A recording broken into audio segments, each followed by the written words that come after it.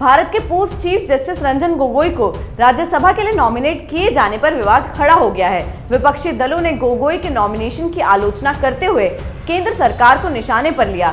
कभी गोगोई की सराहना करने वाली कांग्रेस और वामपंथी पार्टियां आज उन्हें भाजपा का एजेंट करार देने में लगे हुए हैं। कांग्रेस और वामपंथी पार्टियों के इस दोहरे चरित्र को समझने के लिए देखिए ये रिपोर्ट।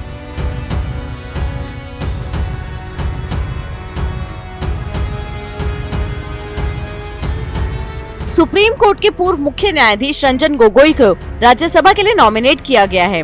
केंद्र सरकार की ओर से जारी नोटिफिकेशन के मुताबिक राष्ट्रपति रामनाथ कोविंद ने पूर्व मुख्य न्यायाधीश रंजन गोगोई को राज्यसभा के लिए नॉमिनेट किया है। जारी अधिसूचना के मुताबिक राष्ट्रपति राज्यसभा के नॉमिनेटेड सदस्यों में से एक के रिटायरमेंट की वजह से रिक्त हुई सीट पर रंजन गोगोई को नॉमिनेट करते हैं। ये सीट KTS तुलसी के रिटायरमेंट की वजह से रिक्त हुई है। आपको बता दें कि गोगोई सुप्रीम कोर्ट की उस 5 सदस्यीय पीठ के अध्यक्ष थे जिसने पिछले साल 9 नवंबर को संवेदनशील अयोध्या विवाद पर फैसला सुनाया था। बाद में वो उसी महीने रिटायर हो गए थे। ये इतिहास में दूसरी सबसे लंबी सुनवाई रही थी। उन्होंने सुप्रीम कोर्ट की उस पीठ की भी अध्यक्षता की थी जिसने राफेल लड़ाकू विमान सौदे पर फैसले सुनाए थे। रंजन गोगोई ने इस बारे में मीडिया के सामने कुछ भी कहने से इनकार कर दिया है। उन्होंने कहा, मैं शायद कल दिल्ली जाऊंगा, पहले मुझे शपथ लेने दीजिए, फिर मैं विस्तार से मीडिया से बात करूंगा कि मैं क्यों राज्यसभा जा रहा हूं। इस बीच जस्टिस रंजन गोगोई को राज्यसभा के लिए नॉमिनेट किए जाने पर राजनीतिक प्रतिक्रियाएं भी आने लगी हैं, जिसके बाद कांग्रेस के रणदीप सुरजेवाला, AIMIM के असदुद्दीन ओवैसी, कांग्रेस के वरिष्ठ नेता कपिल सिब्बल ने सवाल खड़े किए हैं।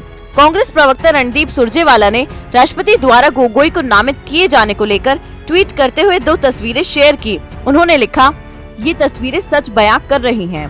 कांग्रेस के वरिष्ठ नेता अभिषेक मनु सिंघवी ने गोगोई को नॉमिनेट करने पर सवाल खड़े किए। उन्होंने लिखा, तुम मुझे खून दो, मैं तुम्हें आजादी दूंगा।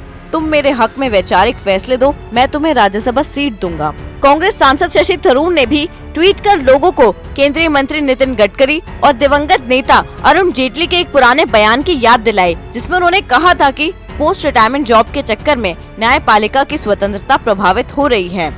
लेकिन ध्यान देने वाली बात ये है कि रंजन गोगोई ने अयोध्या विवाद पर फैसला अकेले नहीं दिया था, बल्कि सुप्रीम कोर्ट के 5 सदस्यीय पीठ ने मिलकर ये फैसला लिया था। ऐसे में ये कहना कि उन्हें अयोध्या विवाद के लिए सरकार ने रिवॉर्ड दिया है, गलत है। आपको ये भी बता दें कि निवर्तमान प्रधान न्यायाधीश दीपक मिश्रा की कार्यशैली को लेकर 12 जनवरी को जस्टिस J चलमेश्वर के नेतृत्व में प्रेस कॉन्फ्रेंस करने वाले 4 वरिष्ठतम न्यायाधीशों में जस्टिस गोगोई भी शामिल थे। इस प्रेस कॉन्फ्रेंस में न्यायाधीशों ने तत्कालीन प्रधान न्यायाधीश पर कई आरोप लगाए थे। उस समय कांग्रेस और वामपंथी पार्टियों के नेताओं ने उन्हें निष्पक्ष बताया था, न्यायपालिका की इज्जत रखने वाला बताया था। लेकिन आज जब उन्हें रिटायर होने के बाद राज्यसभा भेजा जा रहा है तो उनकी निष्पक्षता संदेह के घेरे में आ गई है।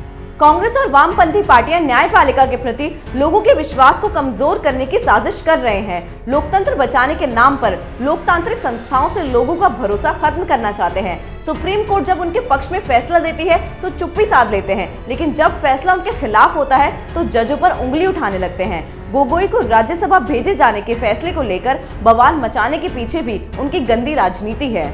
ऐसी खबरों को देखने के लिए देखते रहिए कैपिटल टीवी।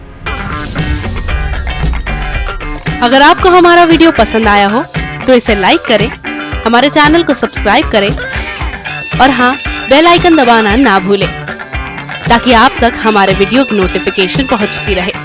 आप अपना सुझाव हमें कमेंट बॉक्स में दे सकते हैं। हमारे साथ जुड़ने के लिए शुक्रिया।